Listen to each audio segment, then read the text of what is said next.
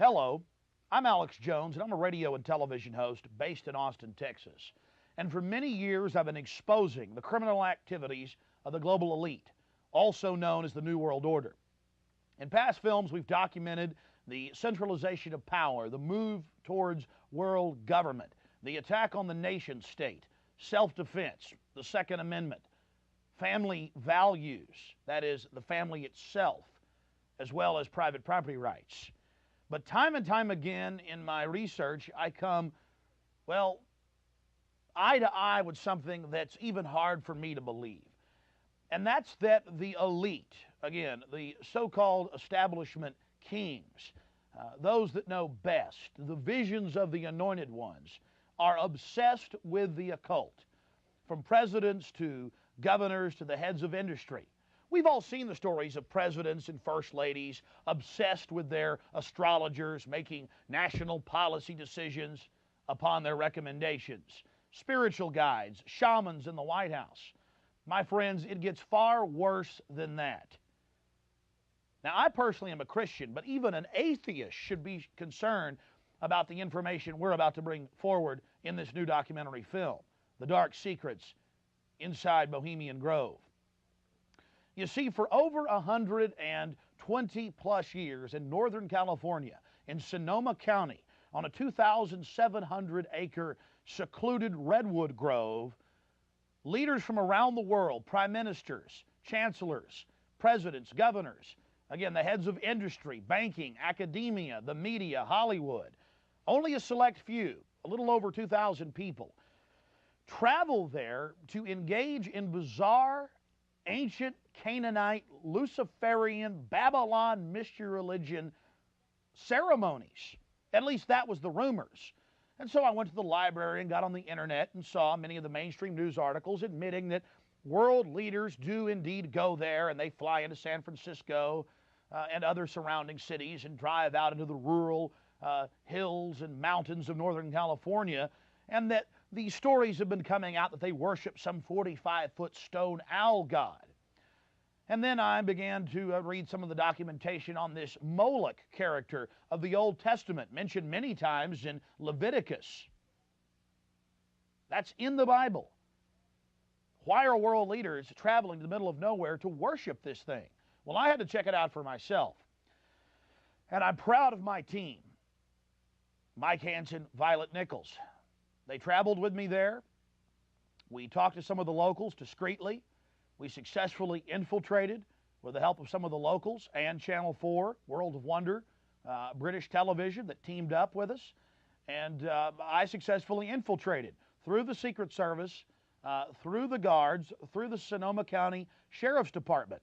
We were inside 4 hours. That's only one day out of the 2 weeks that they meet there for the admitted Summer Fire Festival of the Bohemian Club. Well, basically, that's enough for me. It's hard to even describe it with words, and I hope that our hidden cameras can give you at least a small piece of what I witnessed. To have world leaders engaging in this type of sickening behavior, oh yes, there's much more to come. Mock human sacrifices, they claim, just shocks the very foundations of what Americans believe their leaders to be. And then to have it intimately connected with world government. It doesn't make a lot of sense until you research history. All throughout history, spanning back into the midst of the beginnings of civilization, we see world leaders from the empires of old, from the Aztec kings and priests, to Babylonian leaders, to ancient Rome, engaging in twisted behavior. Could it be that when you have all the power and all the women and all the money and all the lands and all the art, you have to do something new? You have to go against the basic grain of humanity. You have to get off in a sick way. That's what we witnessed in Northern California, July 15th, 2000.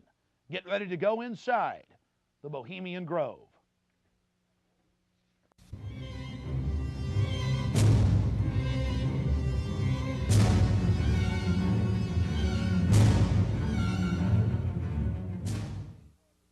The Bohemian Club, as it's known today, was founded in 1873 in San Francisco in Northern California.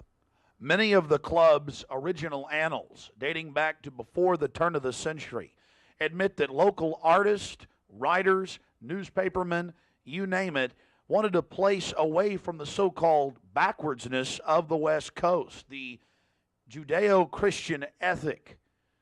They found that place an hour and a half north of San Francisco, outside of the tiny town of Monterey.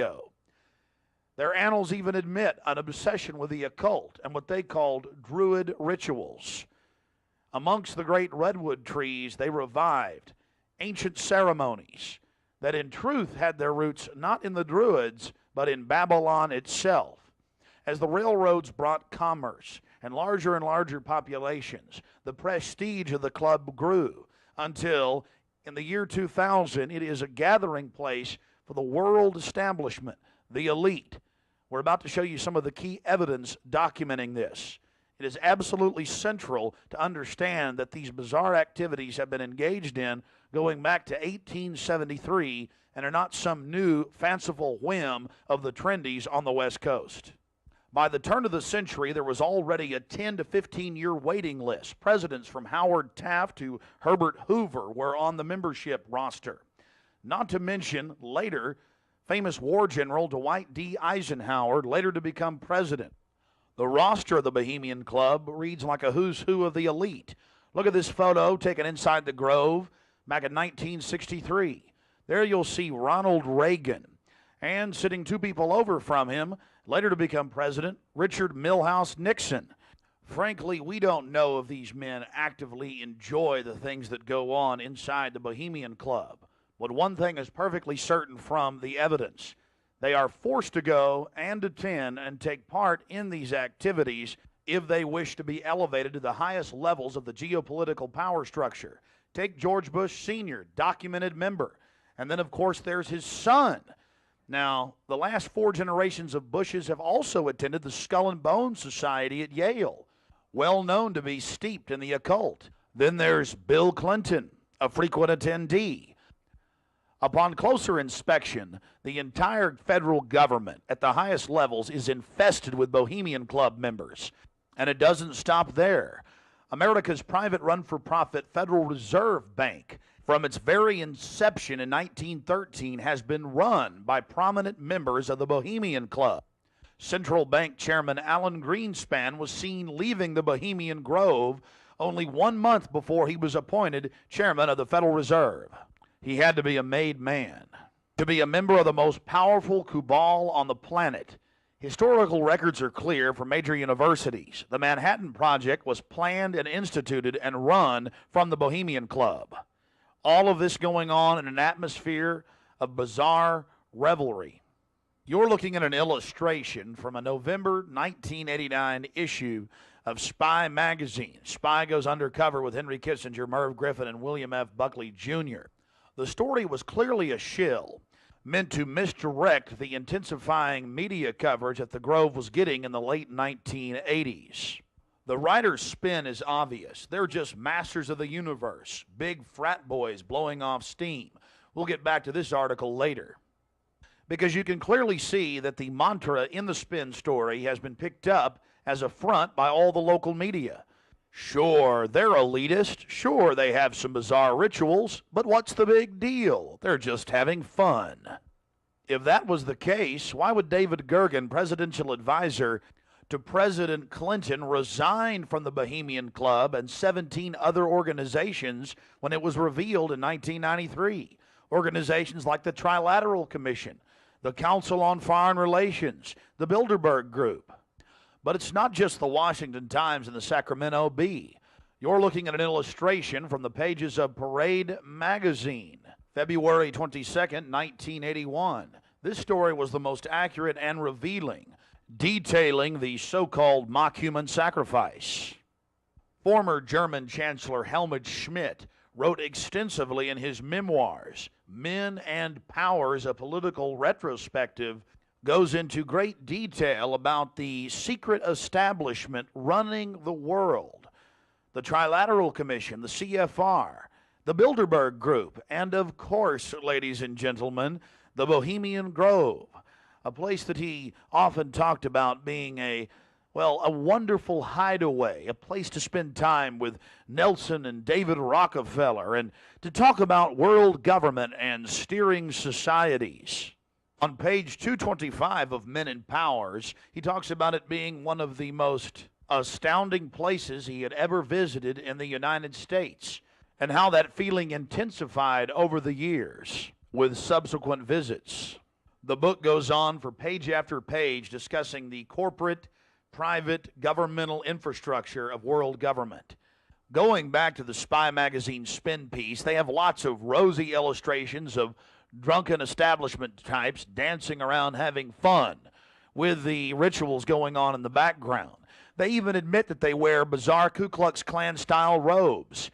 And there's even a photo released by the Grove of the ritual being engaged in. They talk about the incredible security surrounding the Grove. And they even admit that a corpse, a sacrifice, is borne across the lake. But it's all in good fun.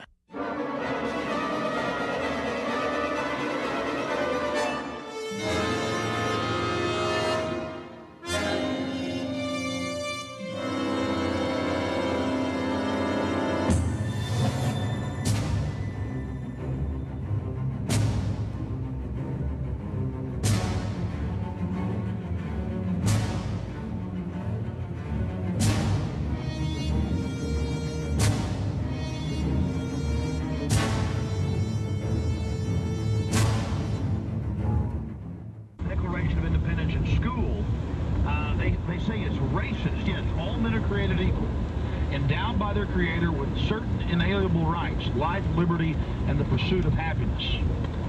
When in the course of human events, I mean, come on, people, all men are created equal? How is that racist? But that's what the Black Caucus says in Pennsylvania. And the media goes, yes, racist, don't be racist. And of course the Black Caucus is being manipulated by their globalist banker masters.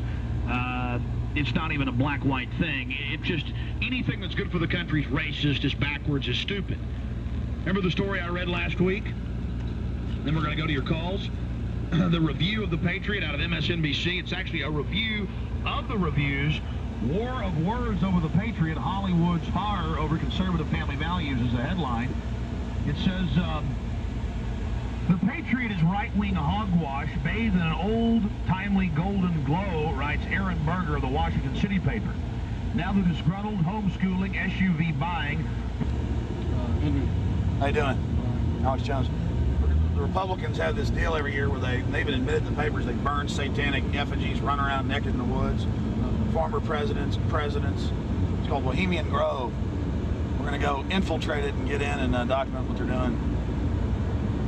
Where's this at? It's north of San Francisco on 2,700 acres. Been doing it for 100-something years. It's even in the Sacramento Bee and papers. This is how arrogant they are. I mean, they don't admit the naked part, but they burn this thing called the cremation of care, and it's actually Moloch worship, which goes back to Babylon, where they'd have the great owl and they heat it up inside the Bible. They throw the baby in. They even admit it. I mean, but they don't throw a baby in. They just burn the stuff inside and stand around in like red robes, red Ku Klux Klan robes. Needless to say, we're a little bit jittery. At least I am. Well, these two know what they're getting into. But we're meeting the British media, Channel 4, national media there. Here he was.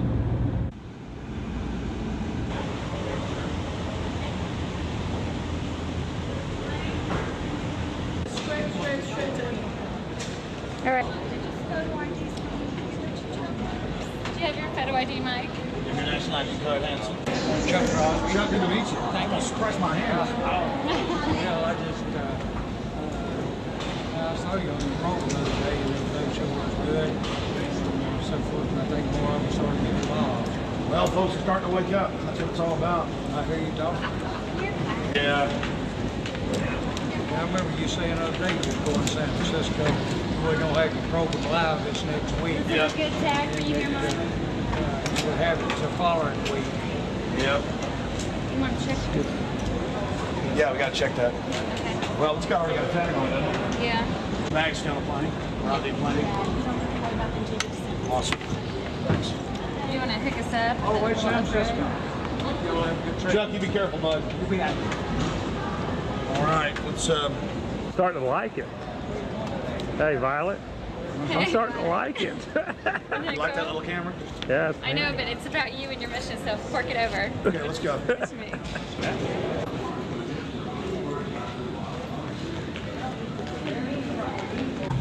Simply slide the metal end into the buckle and adjust by pulling on the loose end of the strap.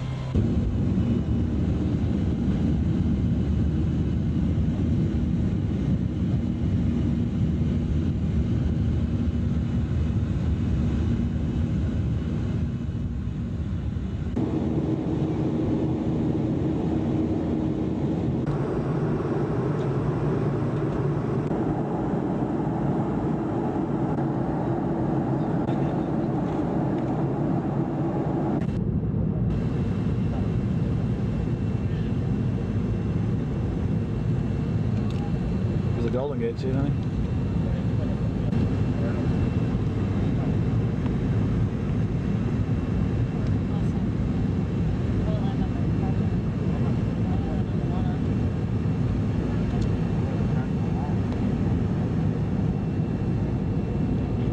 Actually, it's worse to crash in water, contrary to Hollywood.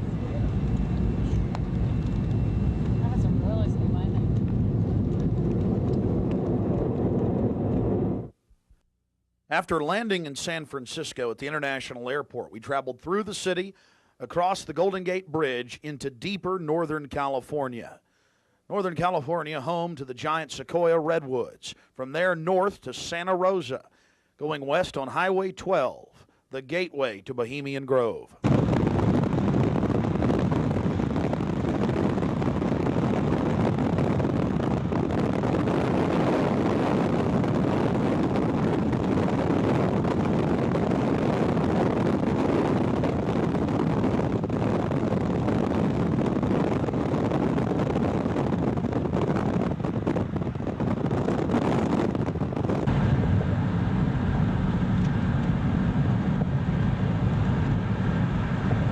We spent the first night in Santa Rosa before getting up early in the morning and traveling into the town of Occidental, where we were going to meet the British media and start our investigation.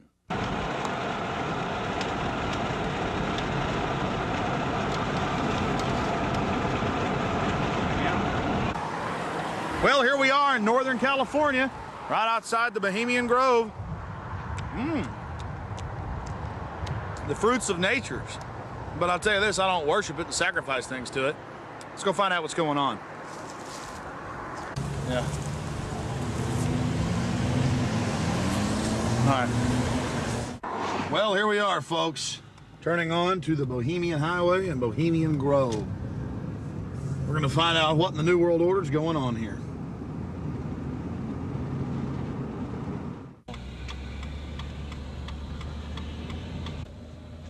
Did you get that, Hanson? Yeah. I'm back there. Oh, that's that guy. I think you're parking.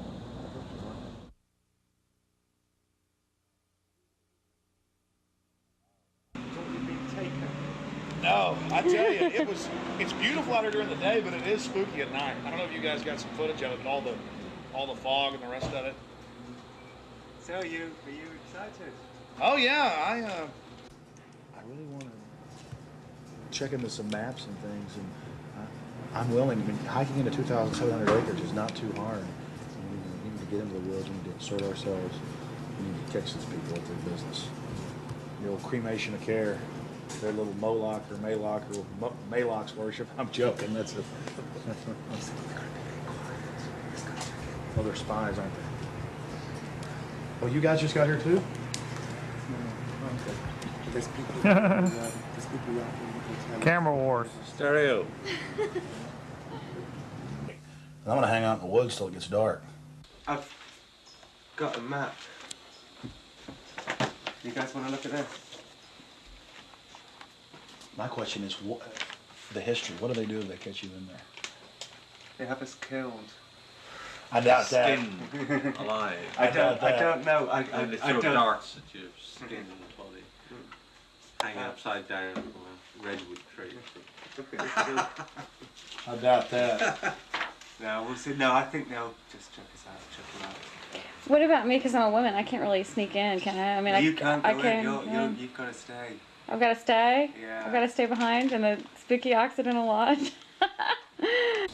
My only question is there a fence all the way around the property? No, just trees. Okay, here's the big question. What farmers or ranchers live in here who are going to blow my ass off if they see me sneaking across? Because I have no problem. If there's a road, if I can be shown a way to insert myself into this with Hanson. But then I need to know where the cremation of care, what day they're supposed to do it, where this pond is. Tomorrow night at dusk. Okay, that would mean that from the area, and this will actually take some real planning because I didn't have these maps like you guys do. I'm gonna need to know where I'm supposed to get in here at. Where there's a road, where... Well, this guy tonight will give you a really good briefing. Yeah, this guy tonight knows everything. Then you can trust him. Mm-hmm. Well, yeah. We'll be the judge of that. I'm not gonna end up tied down on a pentagram with Henry Kissinger's fat belly hanging over me while he's naked with a big dagger, am I? I just want to make sure that's a joke. Just a thought is very... Oh, like Governor Bush running around in a pink tutu, foaming at the mouth with a purple wig on, am I? No. Supposedly I hear that's what they do, so... I don't know. I think they do these things, but the question is why? And these power brokers, which bomb innocent countries and slaughter people and, pump the food chain full of garbage and just everything else they do, it's probably something fun for them. They really get off on being bad little boys.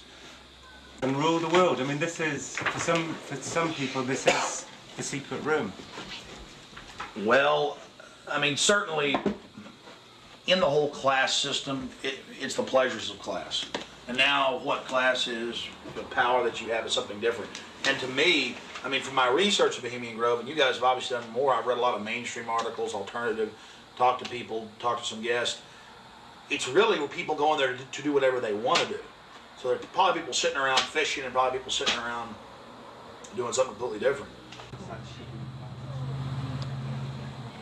Yeah, that looks like it could be a familiar. Yeah, that's... Okay, there's the stage. Right, that's where the talks happen. Because they've got this amphitheatre, and they have these kind of talks, and this is where George Bush gives talks and people like that on this stage. Oh look, there's the lake. There you go. Lakeside talks. There's the lake. There's the shrine. See? Right there. That's where. Honey, come get a shot of this. Now, where's this river? This is near the Russian River. Can you see it? Now, see, here's the shrine of their devil owl, which they even admit has its roots in like Babylon and the Druids had them and everything else. So all over the world, this weird owl shows up. Some cultures they've thrown children inside the bowels of this burning owl. That's historical. We've all read in the Bible about throwing your children to idols inside their, So it's weird behavior, definitely, so it needs to be investigated. And plus, it gets the adrenaline up. Thrill seekers have to have more. But here you go, honey. Right here at the shrine. You can zoom in on that, Mike. I'm saying honey to my girlfriend, Violet, not Mike here. We're getting real bohemian now, aren't we? This is... Honey, we can get a close shot right here. But it did sound like that she's definitely leftward leaning. Then we get into the whole semantical debate about is there a left and a right, and to me there really isn't. There's command and control on one end and anarchy on the other, and I want to be on the middle of the real spectrum. Certainly got to have some control in a complex society and civilization. But all the developments I see are pretty bad towards dehumanization. And now you got the UN demanding everybody sign on to this International Criminal Court. And they're telling the U.S. if we don't sign on, it won't matter. If 60 countries ratify, we'll be under its control. I mean, we're here. We're at global government now. When they're saying they're going to have some world court in the Netherlands that they'll take anybody they want to. These are In fact, I was reading some of the talks that they've given and they've released that the Bohemian Grove has discussed, and it's all population control, world courts. You're talking 20 years ago. So definitely some stuff's going on here that's pretty important. But is it the ultimate elitist retreat? I would imagine those we don't even know the names of. This is probably just one more steering committee where they bring in a lot of underlings and high-level corporate chieftains that really aren't the upper top echelon, make them feel important, and then implement some type of strategy. From the stories I've read and things that happen, I mean, it is pretty well documented that people run around naked. They have orgies. They go into town and have orgies, and these are world leaders. I got a serious problem with that. Just by the very nature of how this, to me, Bohemian Grove is probably a way to compromise people. You want to be in the New World Order Club. It's like a big kid fraternity. And just like in fraternities, you have to do weird things. Here, you probably do weird things. But I got a problem with governors and presidents and prime ministers and corporate chieftains running around and doing this when they have so much power over what happens in the public domain. They have a responsibility to disclose what they're doing. So I think it is important, like you were saying, to somehow try to maintain some security and not be way out in the open because they'll call in a bunch of security. And the Bush might be here this year. The Bushies, the George W. I hear, like he often is. I hear he really enjoys himself here. I think Henry Kissinger will be here. Yeah. Well, if I got a stink detector, we'll be able to find out where he's at. Oh, it's like everything evil you can imagine, Kissinger's always involved in it. Isn't he a Republican, though? I'm not a Republican. That's the point I keep making. This whole Democrat-Republican deal is a complete... People always go back to that, though. Probably like in your country, you've got Labor and you've got the Tories over there, and it's all the same people behind closed doors. It's just a big joke. And your leadership, our leadership, it's all the same people. I mean, you do see a fight going on, but it's two different management teams of the same system, bidding for control. What I call the CEO jobs of Slavery Incorporated.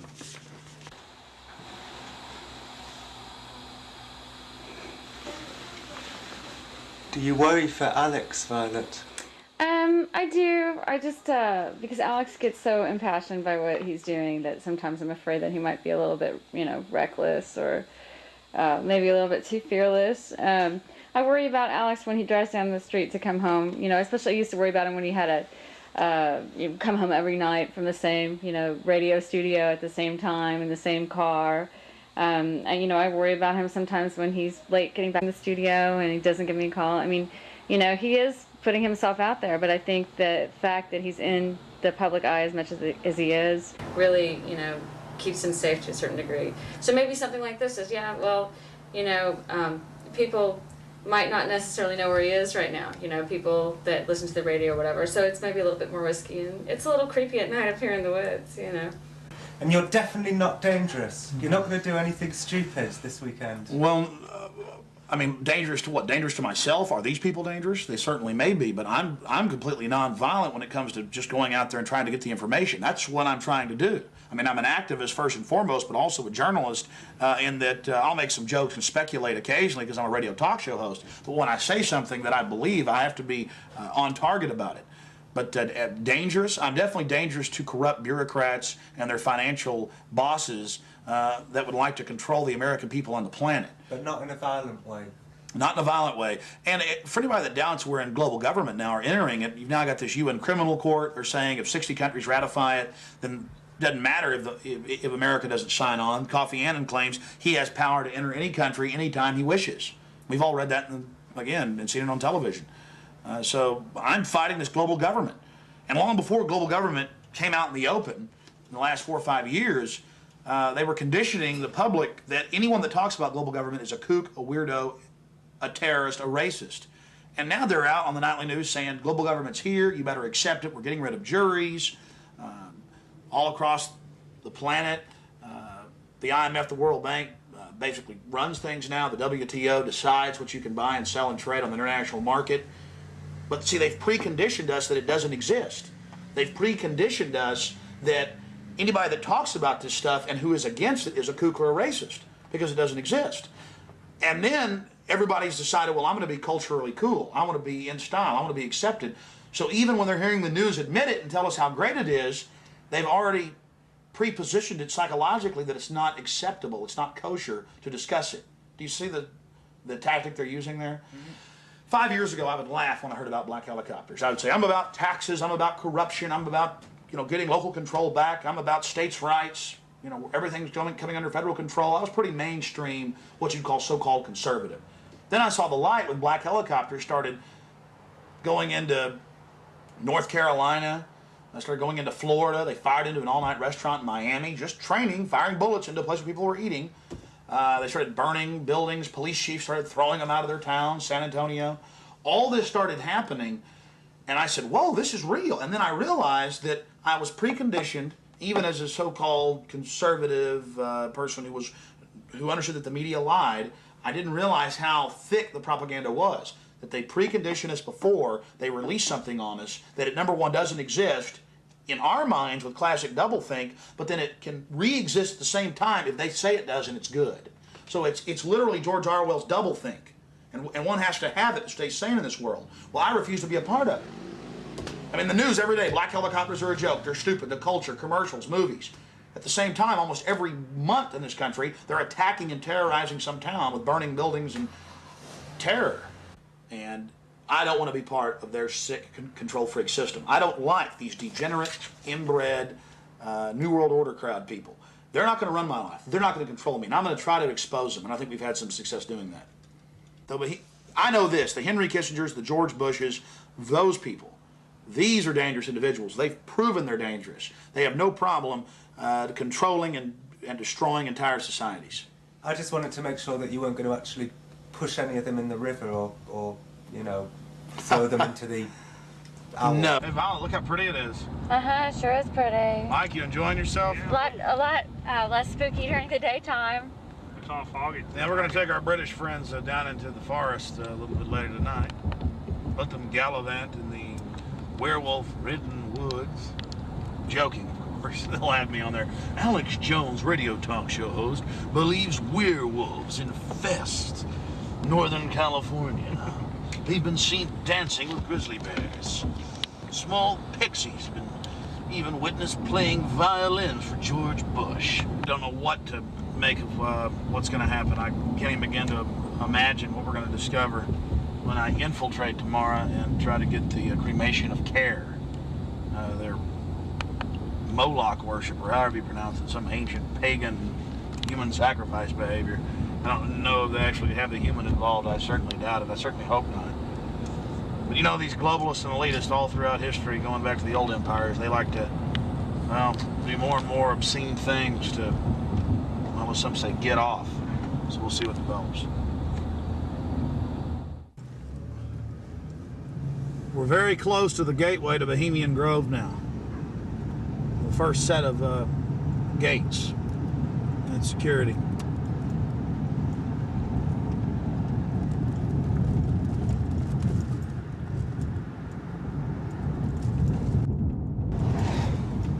They have a small guard check at the front, and then they have a larger second one. Not a through road. Get a shot of that.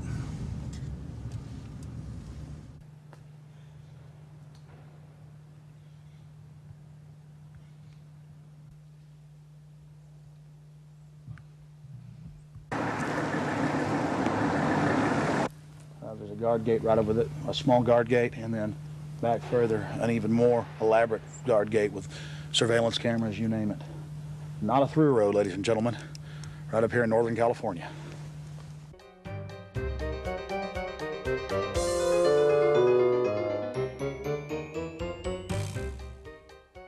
How you doing, sir? Okay. Camp Meeker? Yeah. Oh, I'm Alex Jones. I make documentaries. I'm just curious, what do you think about Bohemian Grove? I used to work there. You used to work there? Yeah. And now you work at Camp Meeker? No, I don't work. Yeah, I live in Camp Meeker. Oh, you live there? Yeah. Well, that's great. Did you ever watch the cremation of care? No. No. What'd you do at the... I just worked there. But, I mean, Yeah. you never saw them march around in the red robes? And No, no. Oh, really? That doesn't go I on? gotta go, but yeah, I get it. Okay. Thanks.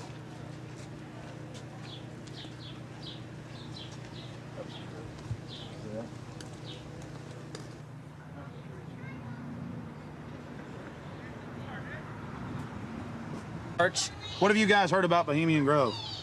Oh, I don't know. A bunch of rich people, right? Have you ever heard about the 40-foot stone owl and the mock human sacrifice? I heard about it a little bit, yeah. Roll that window down. Not We're going yet. to talk to you. Hold on. We'll go around here. I don't know. Oh, yeah? So what have you heard about the... Oh, I just read stuff about it in the paper. I don't know. Some people don't like it. They protested or something weird. But what about the 40-foot stone owl and the mock human sacrifice? You say you heard something about that? Well, just what I read about in the paper. Oh, the paper admitted that. Well, no, I don't know if they admitted it. They just said people go protest it. It supposedly happens. Sounds kind of weird. Does sound weird to me. Yeah. Why you guys? What are you guys doing? This TV show or something? We're just having fun. Oh yeah. This town isn't like Children of the Corn or anything, is it? Oh no, nothing like that. I'm sure. I don't know though. Supposedly lots of people go there. Some kind of weird event. I don't know. You guys know anything about it? You don't. Huh? What would you say if we told you that they sacrificed a human in effigy in mock to a 40-foot stone owl in black and red and silver cloaks? Sounds kind of different. Do you think it's good to have? Touchdown. Do you think it's good to have so-called world leaders secretly engaging in pagan activities? I can't say it's that great. No. Why would you have a problem with that? Well, I don't know. It could be all right. Depends how you look at it. Kind of relativist worldview, huh? Yeah. Got to sacrifice care to the winds, huh? I don't know. Could just be for fun, or they could really be weird. They run around naked. Run around naked and freak out. There you go. Have you heard that? Yeah, absolutely. Actually, to tell you the truth, here's a funny story. What have you heard? Okay, go ahead. No, this is the truth. A couple years ago, I was down the road, just down Yar, past Camp Meeker, and I was stopped with a friend of mine. Now, Camp Meeker's right outside Bohemian Grove. That's an affirmative. Yes. And we were down the road, and we were stopped there because we were just having a cigarette, hanging out, taking a break, and some Secret Service men actually pulled up behind us and asked us what we were doing and why we were there. This is true. They were like, "What are you guys doing? Where are you at? Why are you parked here? What's going on?" And asked us a whole bunch of questions. What our names were, who we were affiliated with, where we lived, all kinds of stuff. Sort of interrogated us. Did you answer their questions? Totally.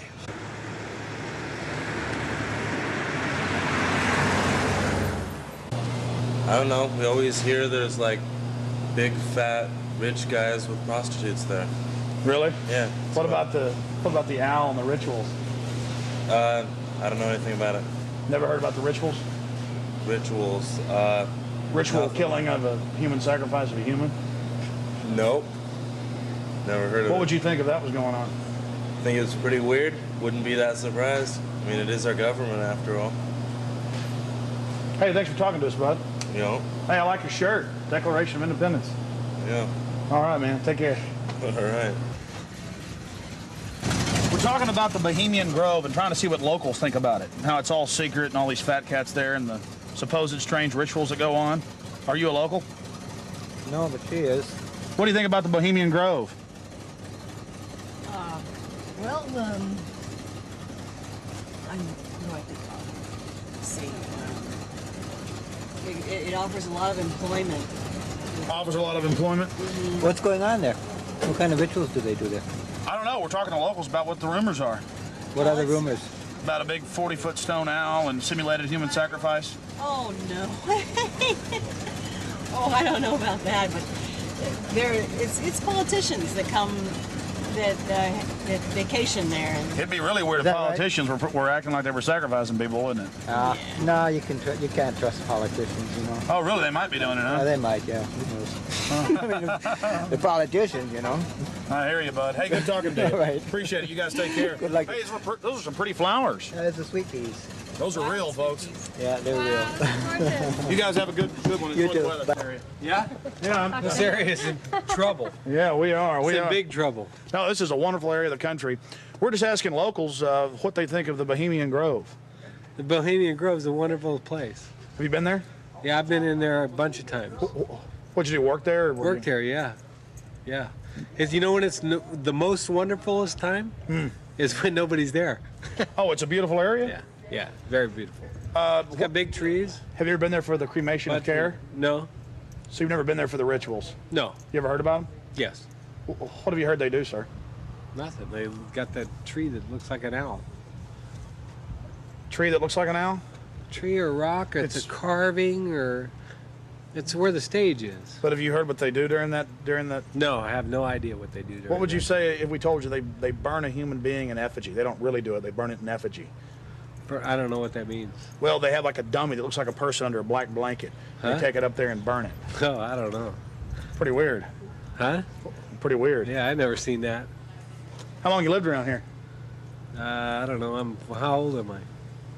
20, 40 years? Yeah. Really? Oh, your whole life? Yes. What's your name, sir?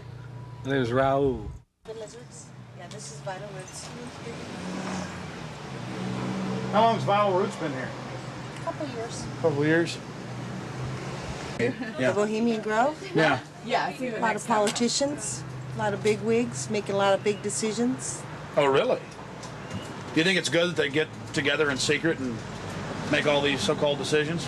Do I think it's good? Yeah. No, of course not. You do? What about the rituals? Have you heard anything about the rituals that go on? Oh, there's all kinds of rumors about rituals that go on there. What type of rumors have you heard? Don't make me go there. Please, come on. We're trying to talk to some locals. I'm just wondering. It's interesting. Well, I really don't know that much about it. You know, what I've read in books. There's books out about it. Oh, you've read books on it, huh? I had a book that was published in 1956 that was written about some of the rituals. Because now it's been going on for 120 plus years. Yeah. I think they said they just had their 120th something anniversary. Yeah.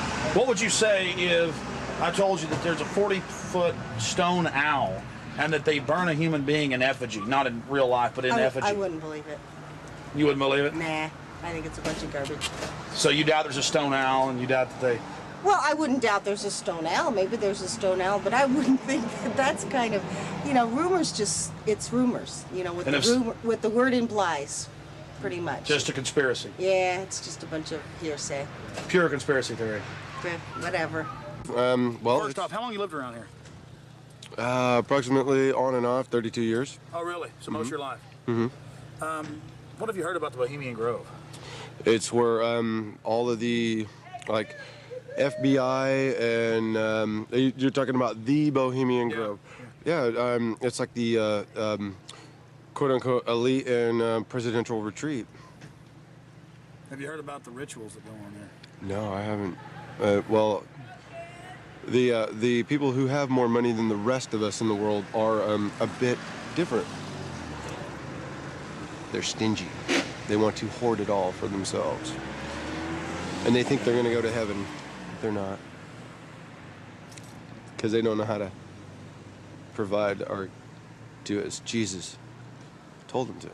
What would you say if I told you that they sacrifice a human in effigy before a giant 45 to 50-foot stone owl? I would say that's probably why they're going to hell. Really? Sure. Have you ever heard about that? Mm-mm. You lived here your whole life? Mm-hmm. Where were you born? San Francisco. It's a beautiful town. Oh, of course, we've got the Grove just about 10 miles down the road. Have you talked to people that work there? No, I haven't. They're kind of... I don't really know anybody that works down there. Yeah. To tell you the truth, yeah. I know people that have gone down there. A couple years ago when Schwarzkopf and Colin Powell, they were all down there doing big presentational speeches and whatnot. I've heard about that, but, and presidents that have gone there for the retreats and whatnot. And I've heard it's also a quote-unquote elite men's club only. Women haven't been able to or allowed to work there except for in the past few years, which they're only kept in the parking lot. They're valet parking. That's the only job women can have there. Because whatever goes on in there. What if I told you that it's true that they burn a human being in effigy to a giant owl god, and that they start worshiping the owl and talking about how it gives them power. What do you think about that? I would say they are in grand delusion, and they need to give some of their money away. So you think they're on a power trip? Totally. But what is this burning a person? This is ancient.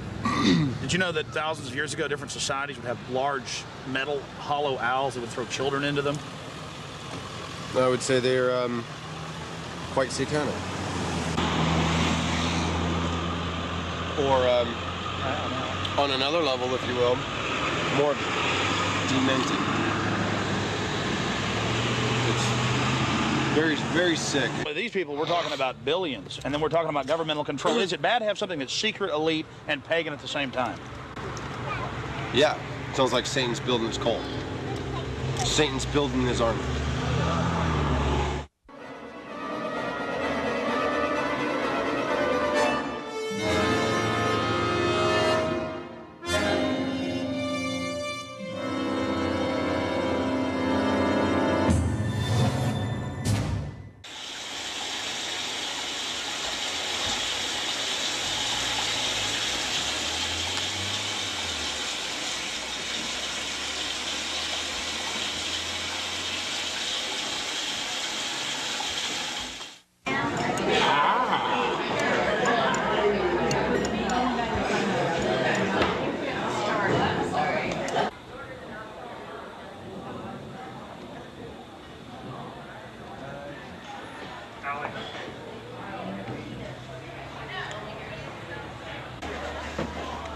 Do you want to meet our pet snail here, Alex? Wow. It's got one sachet full of sweetener in him. It's really going for it. It's going wow like that. Oh, you've been feeding him sweetener? No, he fed himself. So he came up on here. We started there, eating the sweetener. In fact, there's the evidence. So he's been in there. Yeah, he has to. And then he went down. Oh, then he went over here. And then he went down there. Now he's a bit lost. No, thank you. Pretty snail. I think it's probably bugged, actually. And that's a federal agent right there. Hey, you know, a guy came up to us just now. This is one of the new breed of high-tech federal agents. All this is in there is just tech. This guy came up to us just now. Alex. Nanotechnology micro beast. I'm sorry, what were you saying? He came up and he said, "You work in the Grove?" First question.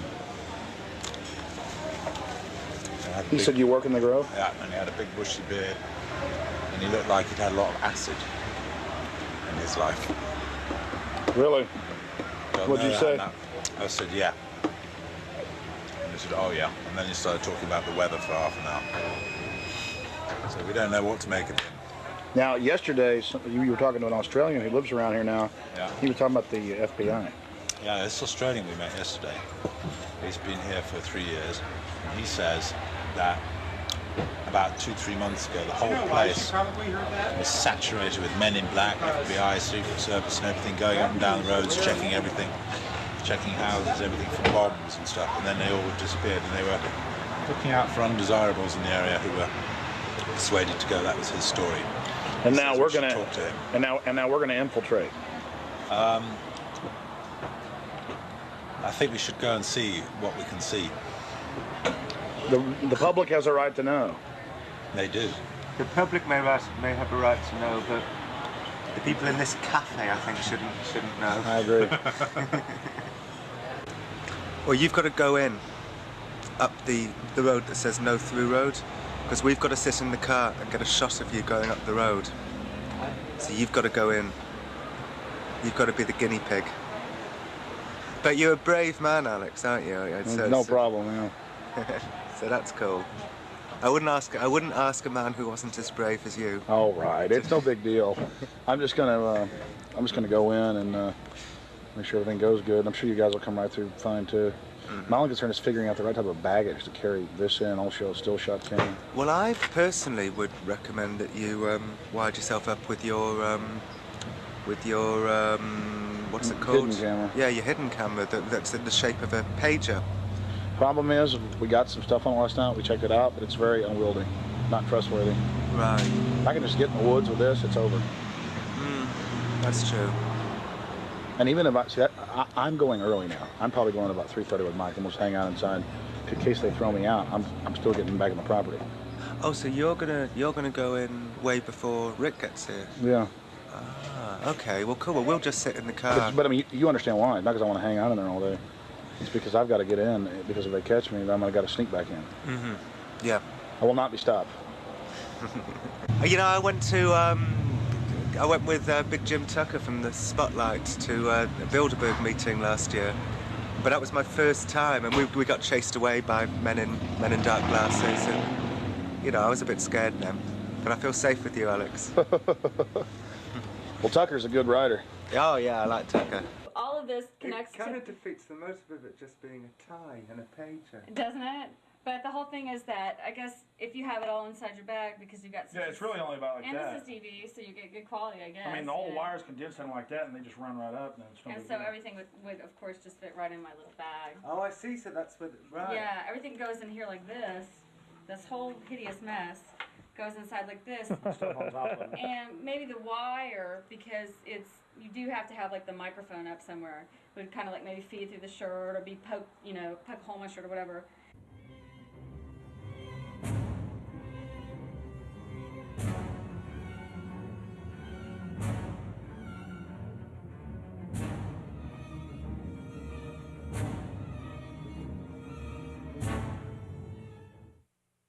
It was the night of July 15th, 2000. Mike Hansen and I were about to attempt the first ever successful infiltration of the Bohemian Grove. Others have tried and failed. No one has ever actually made it in and out with video evidence. After careful planning, we decided the best tactic would be to insert ourselves in the main entrance into the heavily wooded area, entering the gorge by stealth and getting into the main parking area. From there, we posed as Bohemian Club members, thus entering the inner sanctums of the New World Order.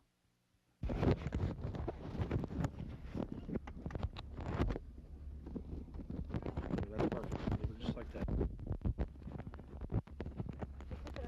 No, I got it, honey.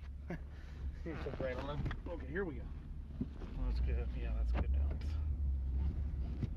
You be careful, baby. Okay. I don't want you to go in. I'll be safe. Don't worry about it, guys. Come on.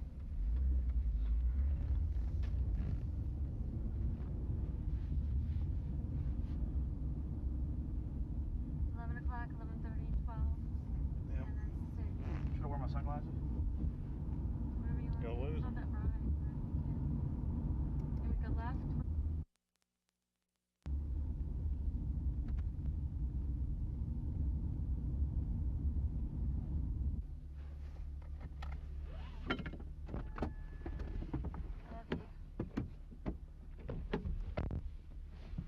Be careful, Mike. God bless. Yeah, pray for us. Keep the evil off of us. Be careful.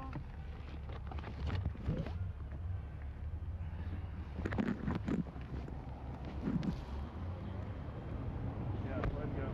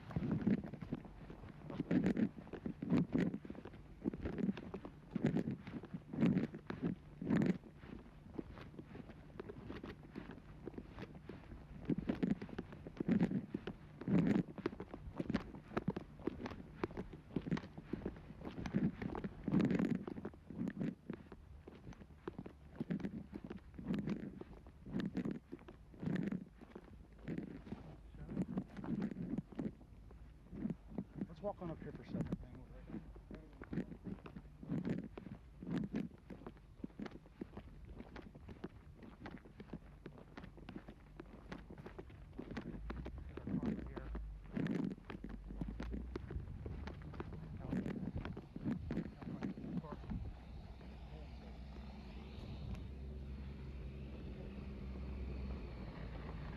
When's the next shovel coming?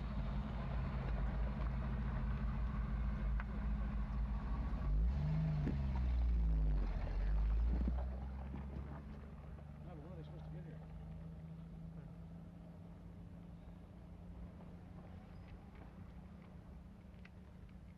I don't know.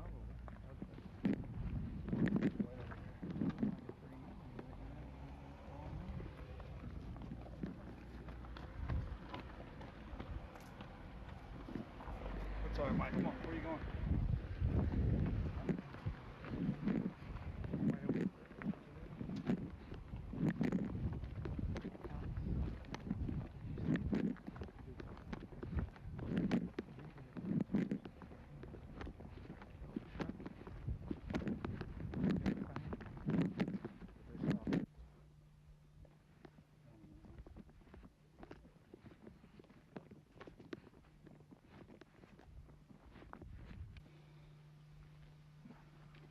We're in.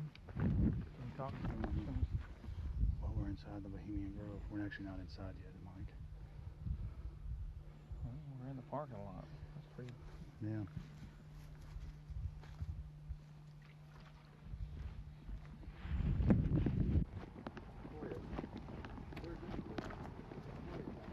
Well, no, this is the same redwood. They're all the same. They're actually, well, I think there are three kinds of redwoods. There's the Sequoia and the Sierra. Here comes the thing, Mike. And there's the coast redwood. Yeah. And then there's a Chinese redwood, and there's one or two of the Chinese redwoods somewhere in the grove. I remember when I drove from Tulare and went up to Sequoia National Park, all they had up there was the sequoias. Yeah. Aren't they the biggest? Oh, they are. They're the biggest, like, living thing, I think, aren't they? Oh yeah, they're incredibly large. There's one up there that you can drive a car on top of one, you know. On top of it, yeah. lying down? Yeah. That you can actually... well, they used to have the one you could drive through. That's also there. That's up there. Boy, it's nice when that cool wind hits you. Oh, yeah. Man. I think we may make it. Okay. Yeah.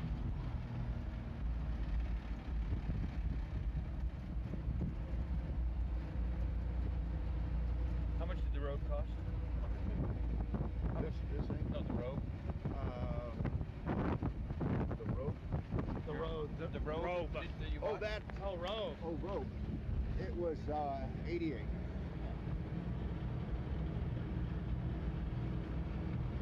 Yeah, I thought you said rope.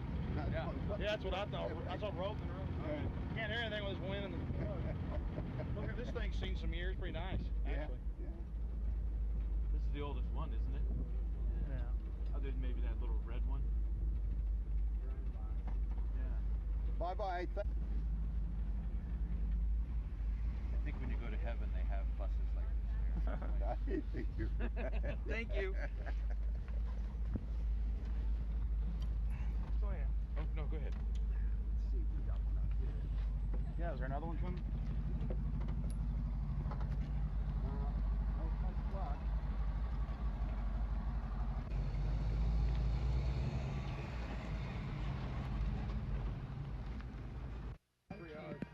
Yeah.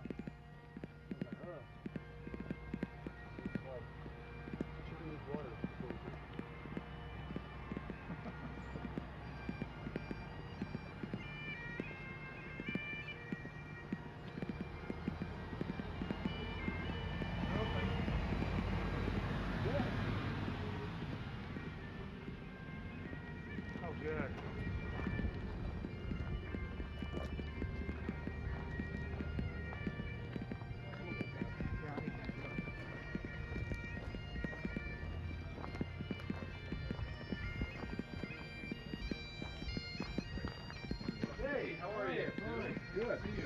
Your father visited and all that? Yeah.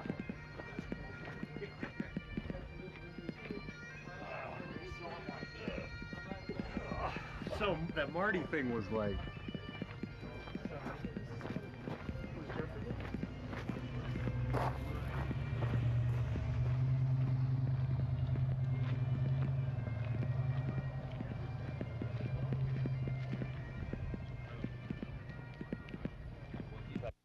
We don't have time in the documentary to show you an entire tour of the 2,700-acre compound in the middle of the gorge. Besides the fact we didn't even have time to see but about 20% of it, in between dodging security personnel. Unfortunately, we were using digital tapes that were 1 hour. Several of the confrontations were not caught on tape. We had sheriff's deputies, Secret Service, you name it, question us on who we were. We just told them we were with the hillbillies. That's where the Bushes stay. You know, because we've got Texas accents.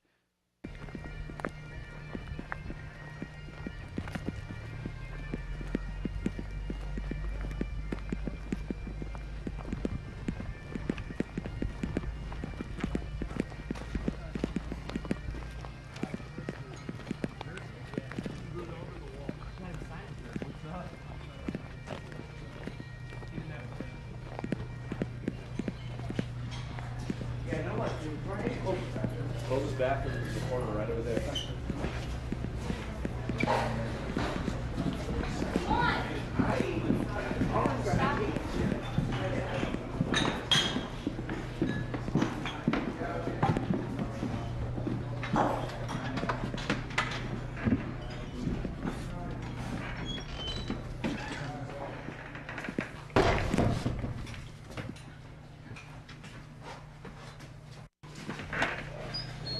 Oh, there they are. Yeah. How's it going? Good.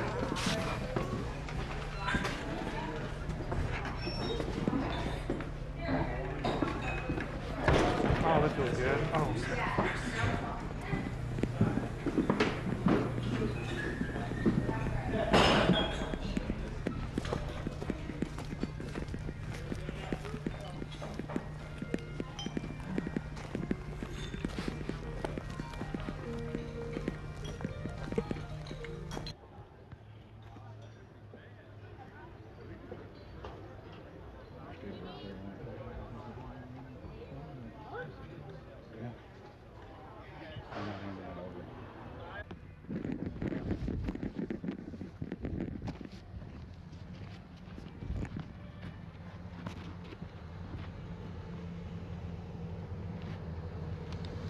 All right.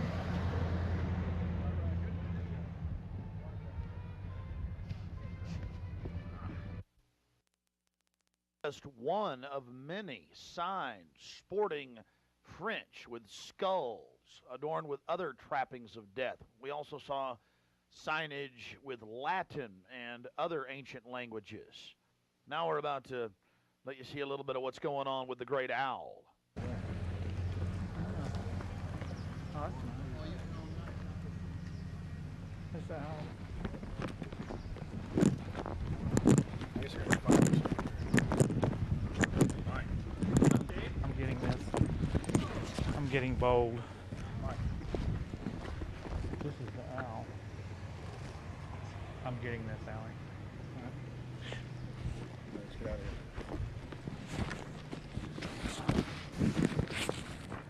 I like that.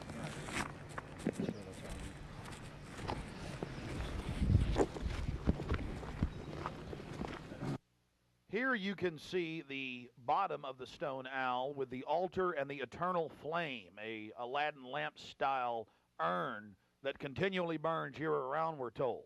And here's a side shot from about 30 yards away of Moloch, the Canaanite deity to which children were sacrificed to in Babylon. And yet another slowed down close shot. Again, the eternal flame burning, the altar, the bottom extremities of the 40-plus foot stone deity, and there is a shot of its head as well. Again, we've slowed down this video because we only actually had about 5 seconds of it on our hidden cameras, so you can have a chance to get a closer look at it. You will see it during the ceremony.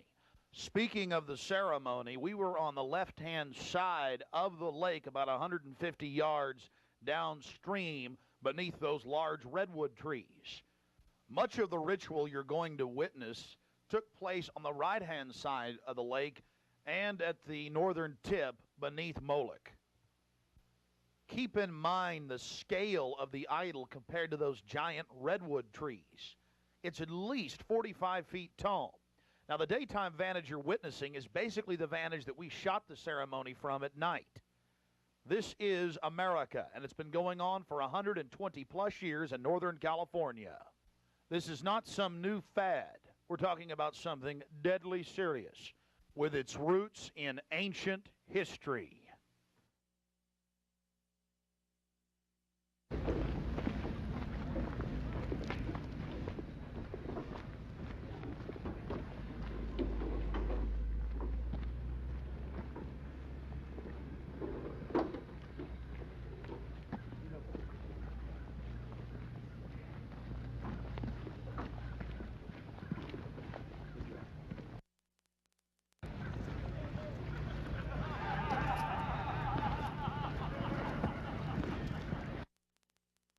Had the bright idea of going into one of the camps, which is one of the few mistakes he made. Not that we both didn't make a few. Oh, and my mistake? I just forgot my fake name. Y'all recognize it as part of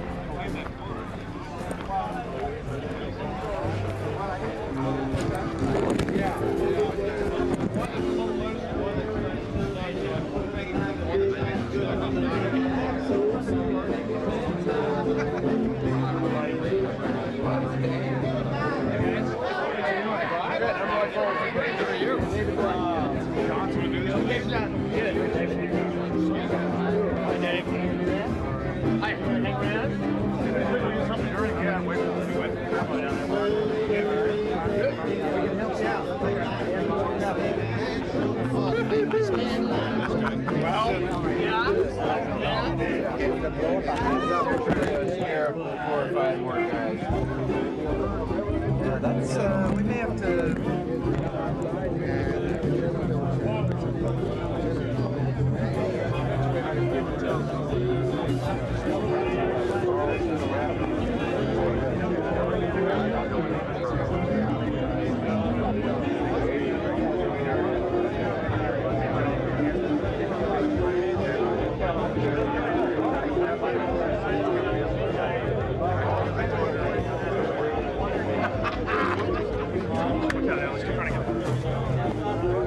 a thirsty man. Look out!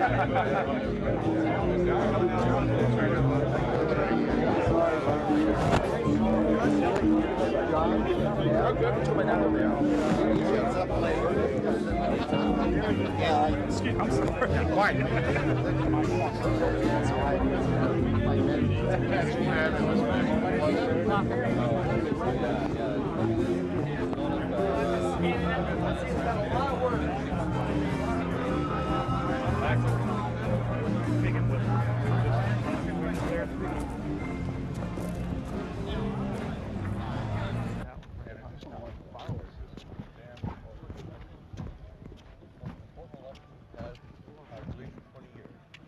Reagan was a turning point for us.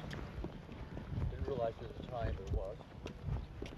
And anytime I shoot. Turning point for us. Oh, really? So many liberal Democrats in their time to change things around. It was all live? Was that right? No. It's probably as accurate as we know.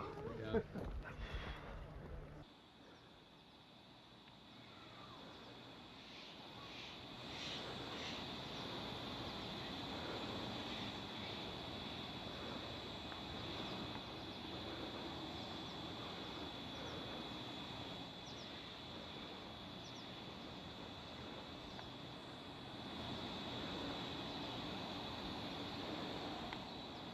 We had already been questioned 3 separate times by the Bohemian Club's security, Secret Service, and Sonoma County Sheriff's Department. To evade discovery, we decided to try for one of the more remote areas of the camp, according to our map, the most southerly side. and a lookout point, an observation deck over the Russian River. While Mike Hansen was watching for the sheriff's deputies that were down the path and over the bridge in a guard shack, I began to shoot the video you just witnessed. After we turned the camera off, one of the Sonoma County Sheriff's deputies showed up and began asking us why we were filming. We calmly told him we were just sightseeing as members of the Bohemian Club. The point that has to be made here, though, is they do have hidden cameras, because there's no way that they would have been able to witness us videotaping from where the guard shack was located. And then upon walking back by the guard shack, we actually witnessed banks of television screens and wires leading up into the redwoods and disappearing. Also visible from the observation deck is the famous sunning area for the establishment lackeys and their pomps. Here you can see some of the fine carpeting out on the floaty. The long history of men enjoying themselves has even been written about in the gossip column of the San Francisco Chronicle, writing that a man on his own often gets invited back to the camp by gay bohemians. Even 100-year-old annals have admitted the homosexual activities.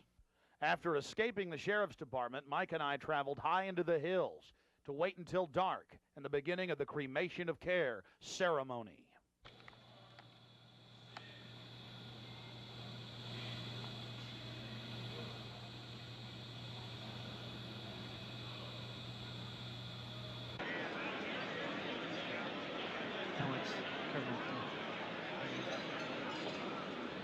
Before the cremation of care, all the Bohemian Club members begin a massive feast of revelry. I like that brother-in-law. He's so pissed off at me.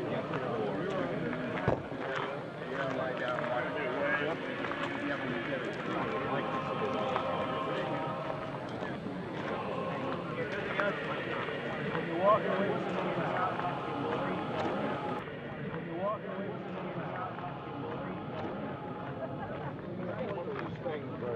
after the feast, cult members travel from the main dining area under the trees out to the eastern side of the lake, where they congregate and prepare themselves to properly thank their deity.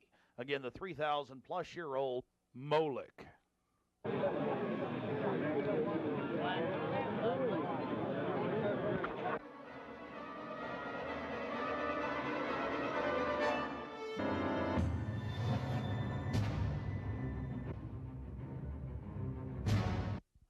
The occult activities are coming up. And then after the actual ritual, we're going to give you some more of the history surrounding it. But first off, I wanted to draw your attention to the program that was given out to the spectators or the viewers. I guess an occultist would call them novices, who actually watched as the priest and their supporters engaged in this ancient rite. Now, you're looking at a little demon called PJ that was on the front of the actual program. It's kind of in a Hieronymus Bosch style. He's got a little broom and a dustpan, and he's sweeping something up. Now, even more shocking is the figure of a human body burning in the flames. In fact, I've shown it to people that are experts in anatomy, to actual doctors, and they say that the anatomical size is that of a baby or small child. Notice how large the cranium is in comparison to the torso, that is the ribs. Understand, ladies and gentlemen, this is from the program itself given out to the establishment lackeys witnessing these sinister activities. Remember, in Babylon and Tyre, they would throw their children into fiery pits. Look at the size of the hands compared to the rest of the body.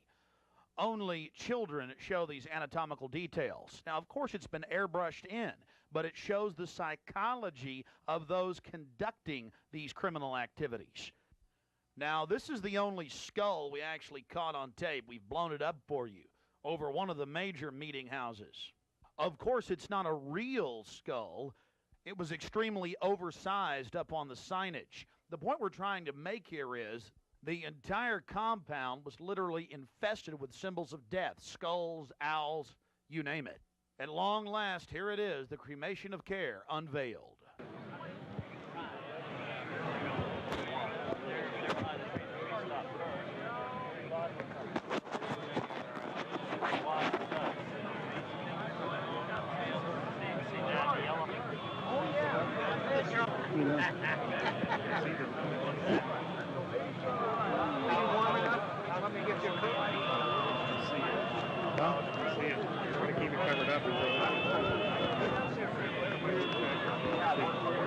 As we sat there in the darkness, not knowing what we were about to see in the gathering crowd, suddenly, across the small lake, we saw a carriage with men in black and brown cloaks, robes, in front and in back, bearing a bound body. Now, we're about to show you the raw footage. You can see the torches coming out of the woods on the other side of the lake. We're going to show you the whole ceremony without video enhancement. Later, we're going to blow it up for you. Remember, it was a hidden camera and at somewhat of an angle.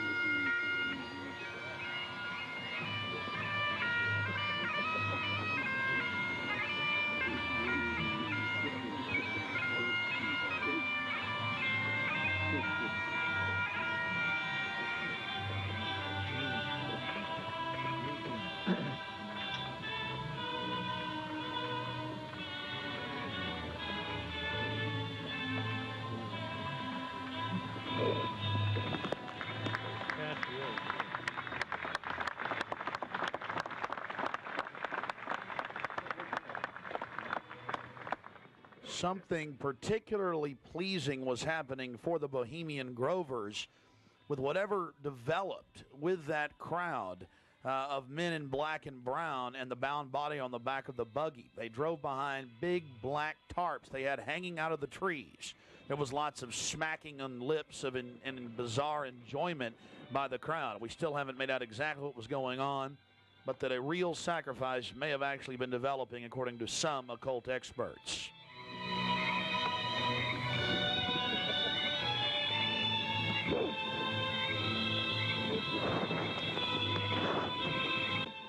All the time in the darkness across the small lake, the men in black were doing something behind the dark curtains hanging from the redwood trees.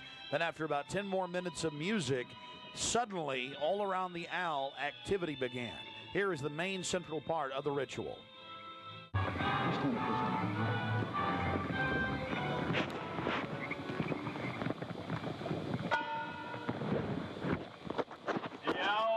His leafy temple. Let all within the grove be reverent before him. Lift up your heads, O ye trees, and be ye lifted up, ye everlasting spires. For behold, here is Bohemian shrine, and holy are the pillars of this house. Weaving spiders, come not near.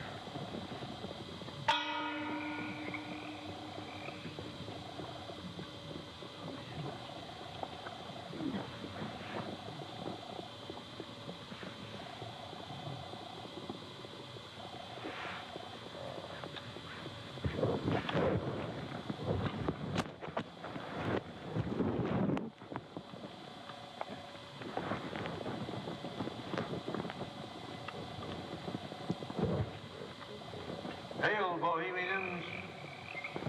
With the ripple of waters, song of birds, such music as inspires the sinking soul, do we invite you into midsummer's joy.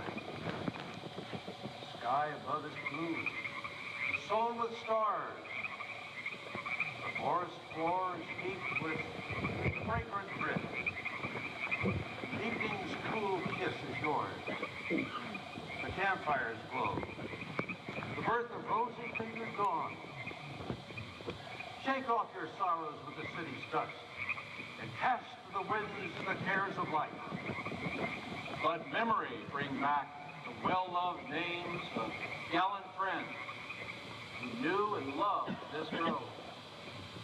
Dear boon companions of the long ago. Aye, let them join us in this ritual. Not a place be empty in our midst. beauty's vassals, who hold in this gray autumn of the world her springtime in your heart, a 10-hour tale. Gather, ye forest folk, and cast your spell over these mortals. Touch their world-blind eyes with fairy unbelief. Open their eyes of fancy. Blow all the memories of yesterday and seal the gates of sorrow. It is a dream, and yet not all a dream. Dull care and all of his works are but a dream. As vanished Babylon and goodly Tyre, so shall they also vanish. But the wilding rose blows on the broken battlements of Tyre, and walks rends the stones of Babylon. For beauty is eternal, and we bow to beauty everlasting. For lasting happiness, return to one alone, and she surrounds you now. Great nature, refuge of the weary heart, and only balm for breasts that have been bruised. She hath cool hands for every favored brow, and gentlest silence for the troubled soul. The counsels are most wise. She healeth well, having such ministries as calm and sleep. She is ever faithful. Other friends may fail, but seek ye her in any quiet place. Smiling, she will rise and give to you her kiss. So must ye come as children. Little children that believe nor ever doubt her beauty and her faith, nor deem her tenderness can change or die.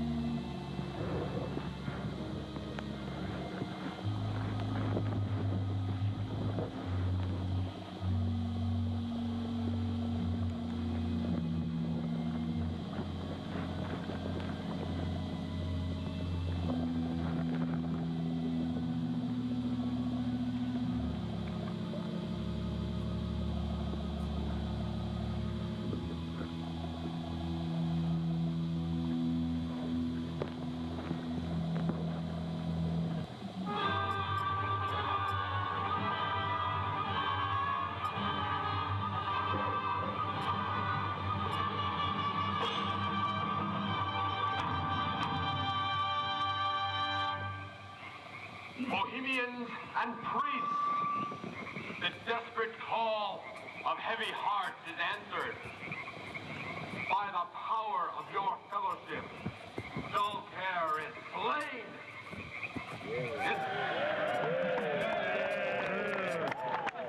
His body has been brought yonder from a funeral pyre to the joyous pipings of a funeral march.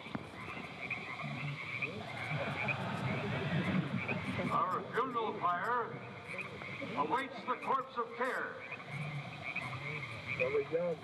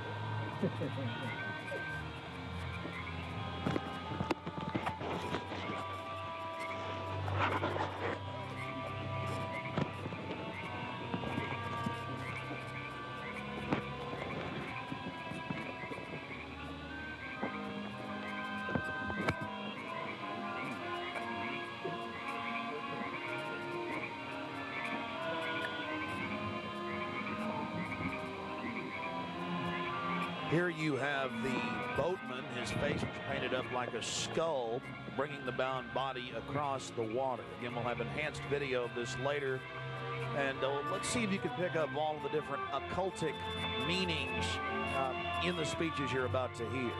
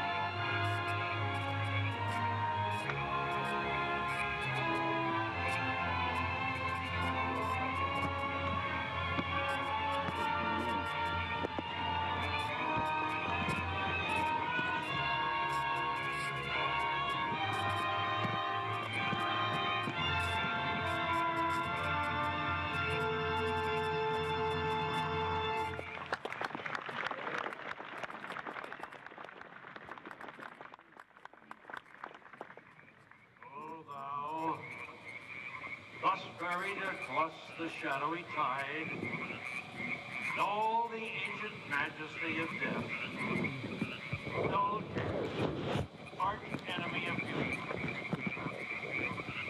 Not for thee the tender tribute or the restful shade. Fire shall have its will of thee, and all the winds make merry with thy dust.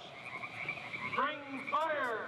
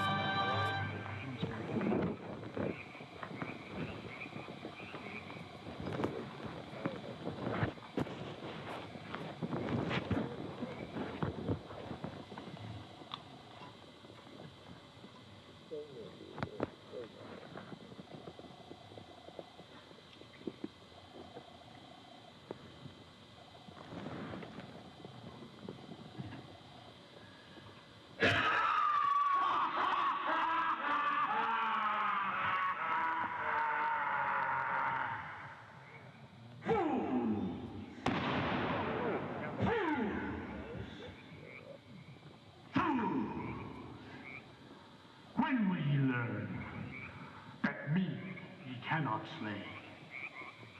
Year after year ye burn me in this grove, lifting your puny shouts of triumph to the stars. But when again ye turn your faces to the marketplace, do ye not find me waiting as of old? Fools! Fools! Fools to dream ye conquer care!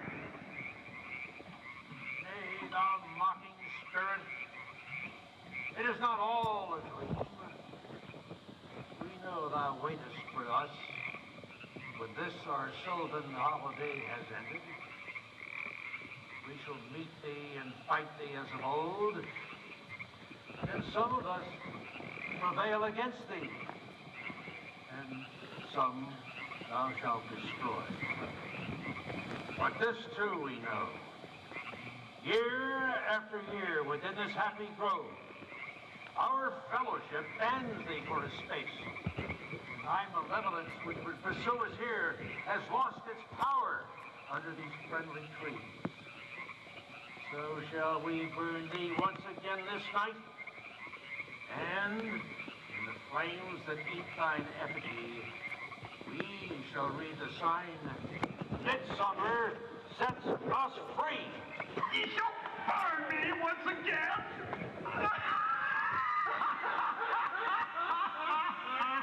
Not with these flames, which hither ye have brought from regions where I reign. Ye fools and priests, I spit upon your fire.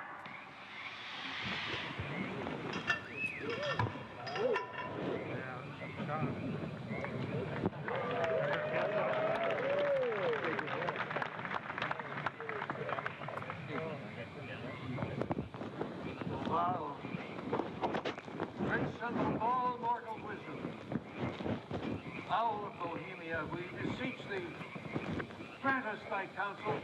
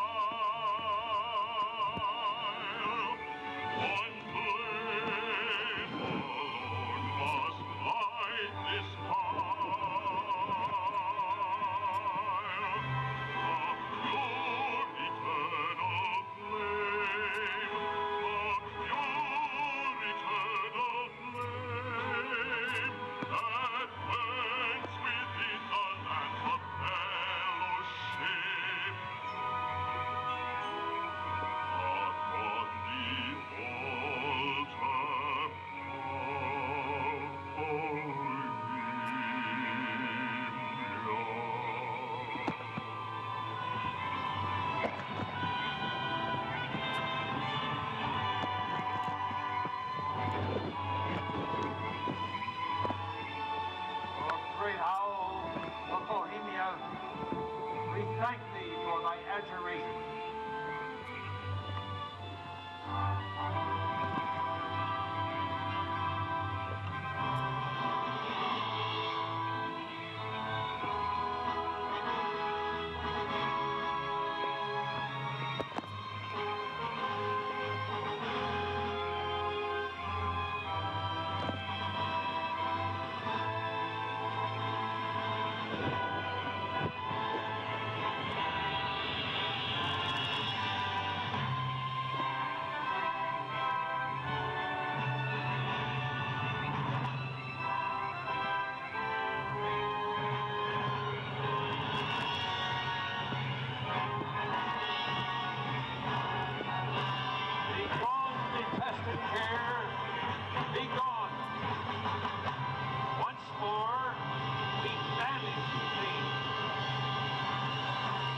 Begone, dull care. Fire shall have its will of thee. Begone, dull care. And all the winds make merry with thy doubts. Hail, fellowship's eternal flame. Once again, midsummer sets us free.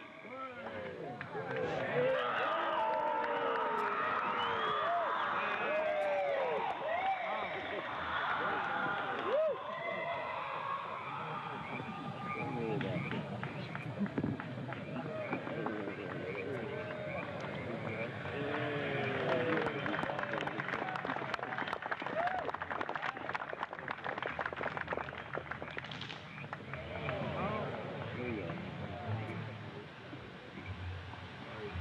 you go.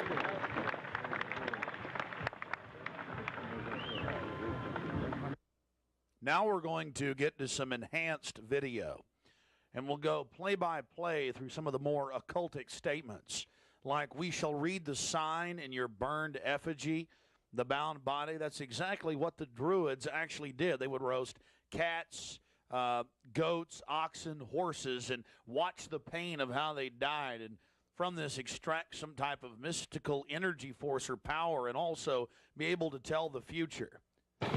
Owl of Bohemia, we beseech thee, grant us thy counsel. Upon further research of the ritual you just witnessed, it becomes clear. It is a mixture of the Babylonian Canaanite cult of Moloch fused with ancient Druidic rites, where you have the female side of Satan, which they first call out to in the she, and then towards the horn god with the he, mixed with Masonic rites from Scotland. It's very likely that many of the 1,500 to 2,000 member crowd had really no idea what they were actually watching because it was thinly veiled. Here we have some more enhanced video as the boatman, again with his face painted up like a skull, pulls his boat across the small lake towards the high priest, with the red of his cloak visible, with his hand outstretched as if he is pulling the damned soul towards him as they throw off their cares, their conscience for what they have to do in the world. Also, you have the arrangement of the circle of higher level priests around him, the high priest in lighter colors, and then the outer rings of red, and then those in black. This is consistent with the darker workings of the occult, not just with the Western countries, but also worldwide. Now, when you see that black edge coming to the field, that's because we zoomed in on the video, and many times the picture was almost out of the screen, so that's the edge of the field or the view of the camera.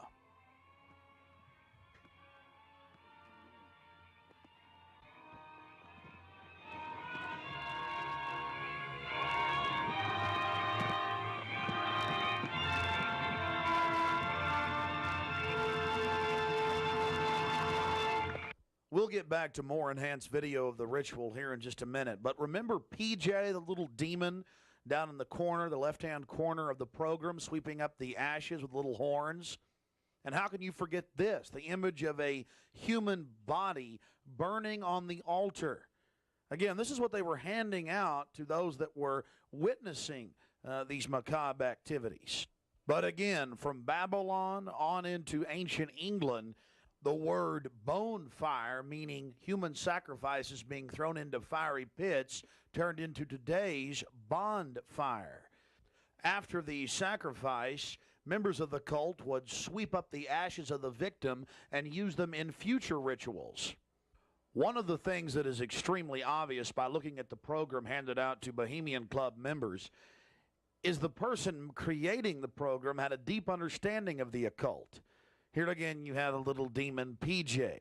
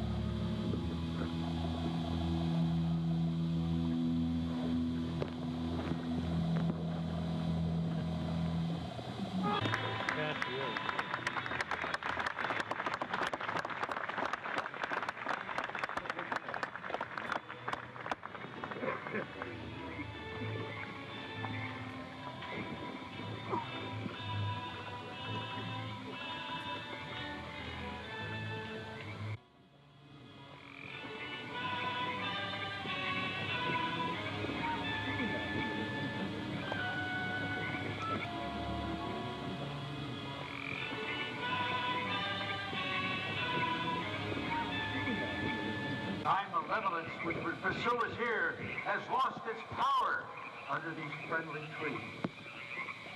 So shall we burn thee once again this night, and in the flames that eat thine effigy, we shall read the sign, Midsummer sets us free. You shall burn me once again!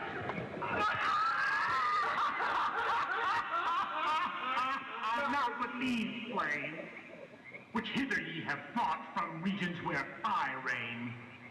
Ye fools and priests, I spit upon your fire.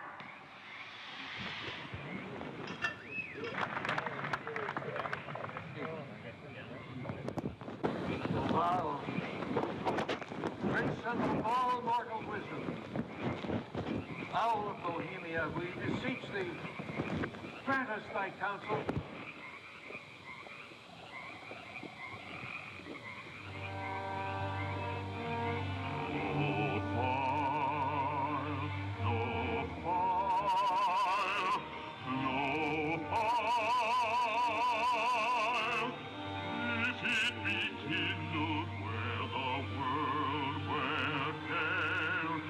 Nourished on the days of men.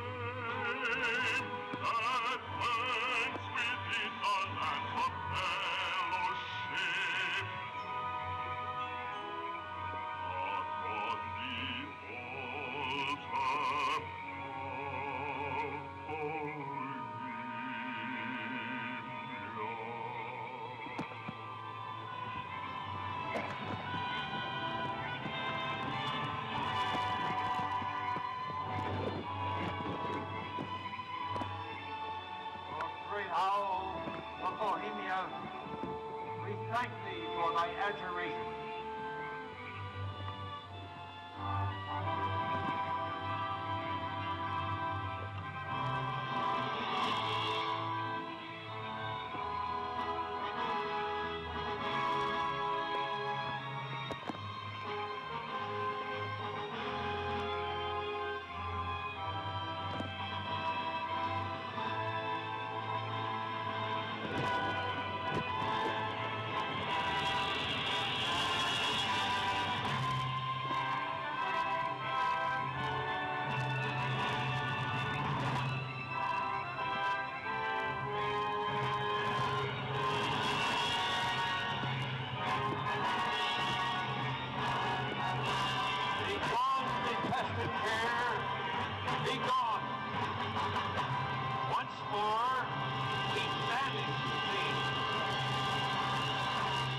Begone, dull care.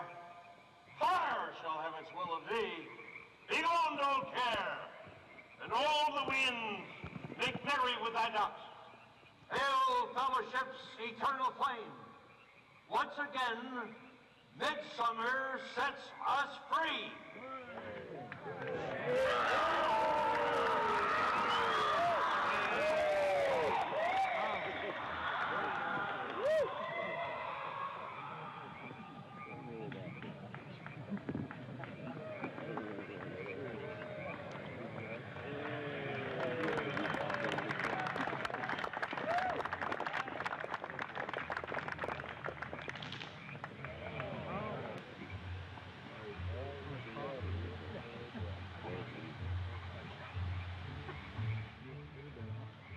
Again, ladies and gentlemen, when you see that black edge coming in, that was the field from the camera. There you see the funeral pyre burning with the effigy of a human, or it could be real, ladies and gentlemen. There's been a lot of strange going-ons in that area of Northern California, but this is what the establishment is into right here in America, the cremation of care. And this was July 15th, 2000.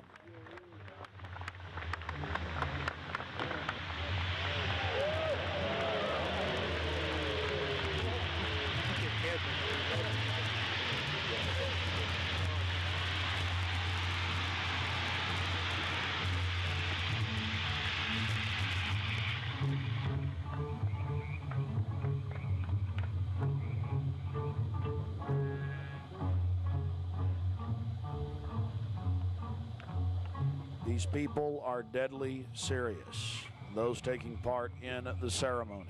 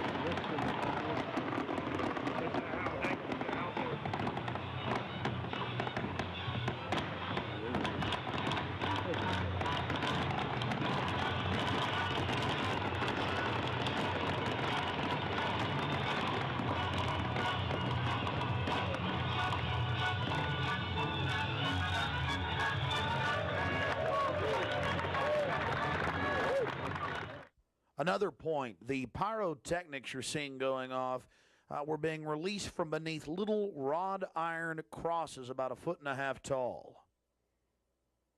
Also, notice the screams of pain coming from the sacrifice.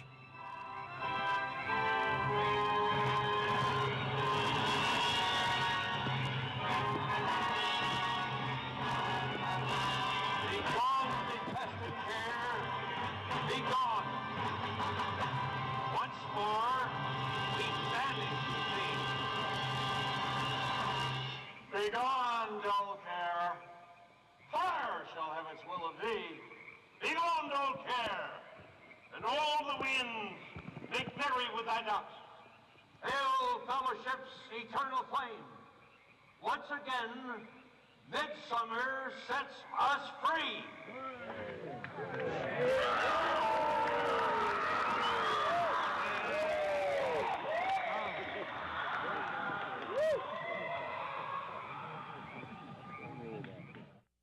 One of the facets of the ritual that goes deeply into the occult, again, we've already mentioned the Druids at their bonfires or bonfires throwing bodies into fiery pits after ritually cutting their hearts out or slitting their throats. They talk about reading the sign in the burning effigy, reading the sign. Again, research your history books on the occult, even the Encyclopedia Britannica on what the Druids would engage in. This is just unbelievably macabre and evil. So shall we burn thee once again this night, and in the flames that eat thine effigy, we shall read the sign, Midsummer sets us free. You shall burn me once again.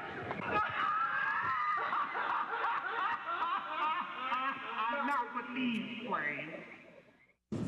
Well, we're going to confront George Bush on Bohemian Grove. George Bush Jr., they've been announcing on CNN, MSNBC on television last night and today. For the first time in history, they're admitting it, why the vice presidential decision was made at Bohemian Grove. George Bush Sr., the former president, and Colin Powell and others. So now they're just throwing it in everybody's face. We've broken the story over a week ago. July 15th, we were in Northern California. They're trying to ignore it. George Bush is down here at the governor's mansion across the street from the Capitol, about to announce Dick Cheney as his vice presidential running mate. We're going to go blow the party for him and get the information out to people. We're not going to stop. We're getting in their face.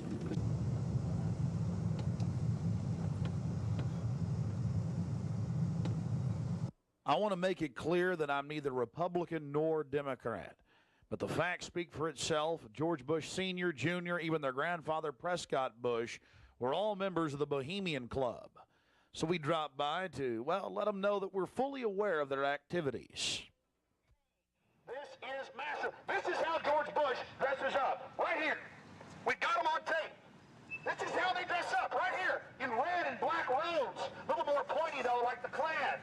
We've got him on tape. This is how George Bush dresses. Right here when he's in the Bohemian Grove. This is how he dresses. We've already put it on television. Absolutely disgusting. George Bush isn't a conservative. He's not for family values. He is nothing but a Luciferian twit. A Luciferian twit, Bush. You may think you can feed on the human population. We say no to you. We're on the march. The empire's on the run. Long live the Constitution and death to the New World Order. We stand firm. We stand strong for America against your evil, Bush. And we're going to get this story out, and we're going to continue to push it because the truth will not be hidden. That you are part of a 3,000-plus-year-old devil cult for the Al Moloch from Babylon as well as Tyre. We have the high priest admitting all this. We have it on videotape. It is documented. It is documented. A Luciferian devil worshiper. Already people all over Austin are talking about it. We're not afraid of you. We're not afraid of your minions. In fact, we're waking your minions up every day with the hardcore evidence. We know your father met 11 times with Bill Clinton in 91. The whole thing was stage managed. We understand you've been helping to sell this country out, Bush. And we're going to expose you and your Luciferian rights. We're going to expose your criminal activity at the Bohemian Grove. We have the videotape. This is a massive story. One of the stories of the century. One of the stories of the century.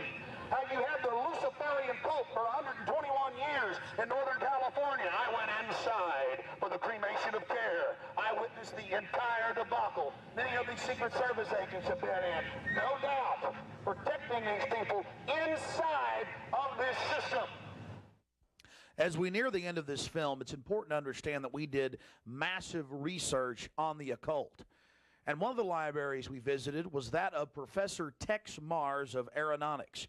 He also has written literally dozens of books on the occult. His library was very revealing about the obsession of elitists throughout history with the occult. Front group after front group to conceal and really subvert. But behind all of these groups, there is a small cadre or elite, a core.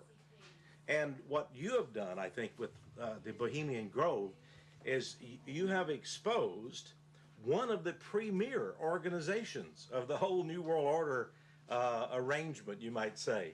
Of course, we can go back in history, all the way back to ancient Egypt, Babylon, or Greece, Rome.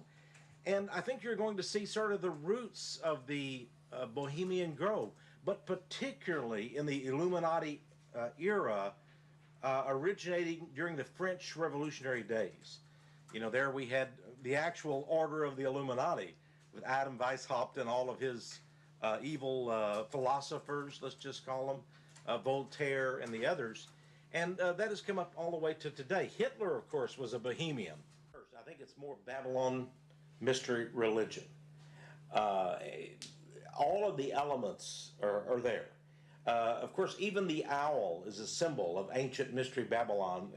The owl was worshipped by the ancient Egyptians and by the Babylonians. And it's interesting to me that many of the members of the Bohemian Grove have in their homes, as I understand it, small figurines of owls. And I believe they actually worship those owls as a symbol of the deity, the great goddess of Babylon. And of course, here again, we have the counterfeit of Christ's sacrifice on the cross. I think all of those things, there had to be, in my belief, an occultist, a deep occultist, who designed each of the elements of this ceremony. It wasn't just a bunch of guys sit together at a bar and said, hey, let's have a good time, the cremation of care, and why don't we do this or that. I believe it was purposely designed, each element in its turn, for what they did. No doubt about it. Ladies and gentlemen, you've been watching Dark Secrets Inside Bohemian Grove. The facts we've shown in this film are absolutely documented. I would only hope that the people of the world realize the organized evil we're dealing with at almost every level. Republican, Democrat, you name it. They're all working on the same team. Ladies and gentlemen, it's called world government, the New World Order, dehumanization. It's not a joke. It's deadly serious. Unfortunately, they've been breeding societies to think everything's a joke. I'm here to tell you truth is stranger than fiction.